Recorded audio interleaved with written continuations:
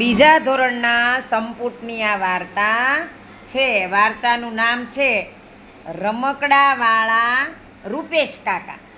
બરાબર. એક હતા રૂપેશ કાકા. એને બાળકો ખૂબ ગમે. રૂપેશ કાકાના સંતાનો અમેરિકા રહેવા ગયા. એના રૂપેશ કાકા હતા ને, એના જે બાળકો હતા ને ક્યાં ગયા હતા? અમેરિકા રહેવા ગયા હતા. પછી તેમને ક્યાંય ગમતું નહોતું. રૂપેશ કાકાના ઘરે ઘણા બધા રમકડા હતા. રૂપેશ કાકાએ તો આસપાસના બધા બાળકો હતા ને, એ બધા બાળકોને પોતાના ઘરે બોલાવે અને બોલાવી અને એક રૂમ હતો ને, એ રૂમની અંદર રમકડા ગોઠવ્યા. અને પછી પોતાનો જે રૂમ હતો ને, એ રૂમને પોતાનું જે ઘર હતું ને, એનું નામ એણે ટોય હાઉસ આપ્યું. શું આપ્યું? ટોય એટલે રમકડું. ટોય એટલે શું? અને હાઉસ એટલે ઘર. રમકડા ઘર. ગુજરાતીમાં કેવું હોય તો શું કહેવાય? પણ રૂપેશ કાકા એનું નામ શું આપ્યું? Toy house. શું આપ્યું? ભાઈ આ ટોય હાઉસ હતું ને, ટોય હાઉસમાં તો બાળકોને ખૂબ મજા પડતી. આ રમકડા બાળકોને ઘરે પણ રૂપેશ કાકા હતા ને, એ લઈ જવા માટે એણે શું કર્યું હતું ખબર છે? બાળકોને આ રમકડા જો ઘરે લઈ જવા હોય ને, તો રૂપેશ કાકાએ એની ઘરની બહાર એક પાટિયું લગાવ્યું હતું. અને પાટિયા ઉપર લખ્યું હતું કે એક રમકડું આપી જાઓ અને 2 રમકડા લઈ જાઓ. શું પાટિયું લગાવ્યું હતું?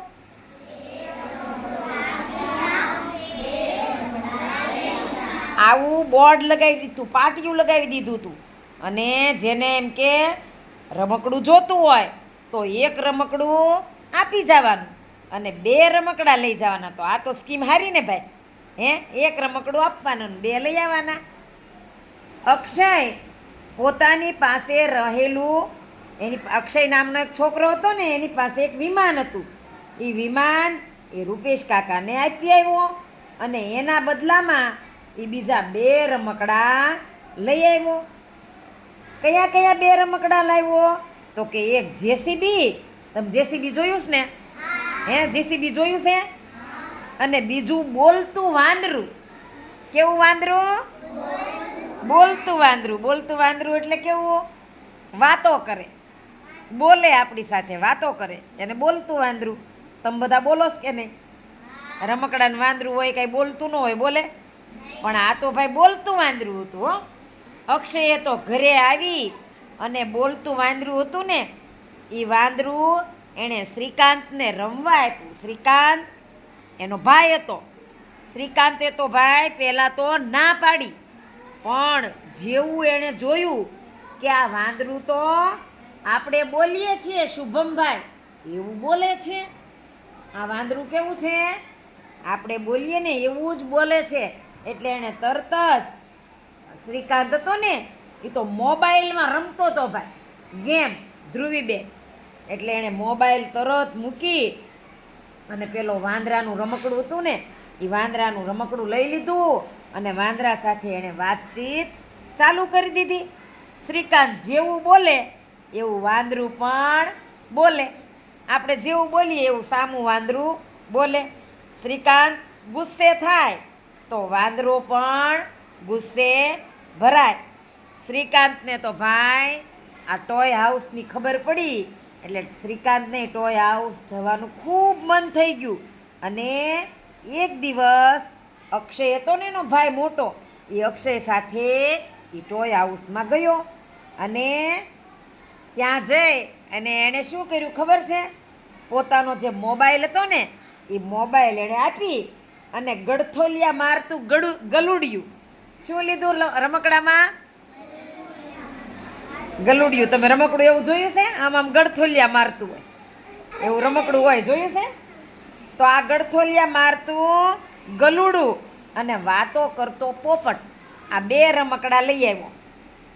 કયા રમકડા લાવ્યો? કયા કયા? કેવો પોપટ? વાતો કરતો પોપટ. અને ગલુડિયું કેવું? હા, ગળથોલિયા મારતું હોય ને એવું ગલુડિયું, એવું ભાઈ શ્રીકાંત તો લઈ આવ્યો. એક રવિવારે શ્રીકાંત, અક્ષય અને અક્ષયની બેન રૂચા, જો નામ બધા યાદ રાખવાના, અક્ષય, શ્રીકાંત અને રૂચા. જો આમાં તમારે 3 શબ્દો શીખવાના છે. 3 શબ્દો આવે છે વારંવાર. શ્રીકાંતમાં શ્ર શીખવાનો છે, શ્ર. અને અક્ષયમાં ક્ષ, ક્ષત્રિયનો ક્ષ આવે ને ઈ. અને રૂચામાં રૂ, ઋષિનો રૂ આવે ને ઈ. તો એની બેન રૂચા, આ 3 પહોંચ્યા રૂપેશ કાકાના ઘરે. 3 પહોંચી ગયા ભાઈ.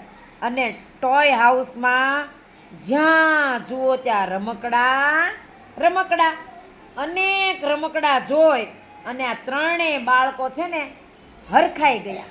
શું થઈ ગયા?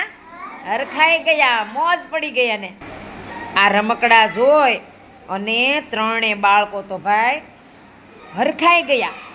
ટ્રેનથી રમે, ઢીંગલીને રમાડે, રિમોટવાળી ગાડી ચલાવે, રીંછને નવડાવે, ગલુડિયાને દોડાવે અને રસોડામાં રસોઈ બનાવે. રસોડાનું રમકડા હોય ને, 2 છોકરીઓ લ્યોસ ને એવું રસોડું આખું, કુકર આવે ને, ગેસ આવે ને, ચૂલો આવે ને, પછી રસોઈ બનાવે. એવા રમકડા કોણ કોણ લે છે? લેસ ને. તો એવું રસોડું, તો રસોડાની અંદર રસોઈ બનાવે. રૂચા એ તો શિક્ષક બની અને બધાય રમકડા હતા ને એને ભણવા બેસાડી દીધા. રૂચા શું બની ગઈ? શું બની ગઈ? શિક્ષક બની ગઈ, સાહેબ બની ગઈ. અને એણે શું કર્યું? બધા રમકડાને શું કરી દીધું? શું કર્યું? ભણવા બેસાડી દીધા. હે, તમે બધા ભણોસ ને એમ એણે રૂચાને કોને ભણવા બેસાડી દીધા? રમકડાને. બધા રમકડાને ભણવા બેસાડી દીધા. બોલતું વાંદરું પણ ભણવા બેઠું હતું. બોલતું વાંદરું હતું ને એ ભણવા બેઠું. રૂચાબેન જેવું બોલે એવું એ બોલે.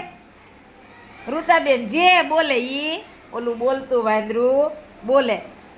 ચાળા પાડ્યા એટલે બેને તેને ક્લાસની બહાર ઊભું રાખી દીધું. હું બોલું એમ તમે બોલો. આપણે કહીશ ને, આપણે બોલીએ એવું સામા કોક બોલે તો આપણે એમ કહીએ ને, એ હું ચાળા પાડશો મારા. તો આ રૂતાબેનના ચાળા પાડ્યા બોલતા વાંદરાએ, કારણ કે બોલતું વાંદરું કેવું હતું? આપણે જે બોલીએ એ બોલે. એટલે રૂચા જેવું બોલે એવું એ વાંદરું બોલતું હતું. એટલે એણે રૂચાબેનના ચાળા પાડ્યા. એટલે રૂચાબેને શું કર્યું?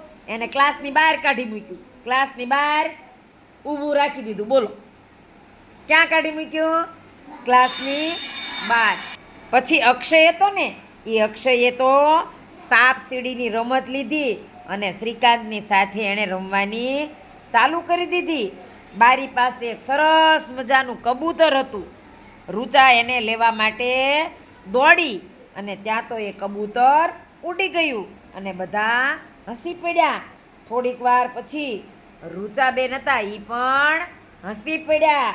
તો આવી સરસ મજાની આપણી ટોય હાઉસની રૂપેશ કાકા રમકડાવાળાની વાર્તા હતી. હવે કયા કયા રમકડા આવ્યા અંદર, કયા કયા રમકડાની વાતો આવી. હવે હું તમને વાર્તાના અનુસંધાને પ્રશ્ન પૂછીશ. તમને આ વાર્તા ગમી? હે, બહુ ગમી? ચાલો તો હવે હું તમને પ્રશ્ન પૂછું.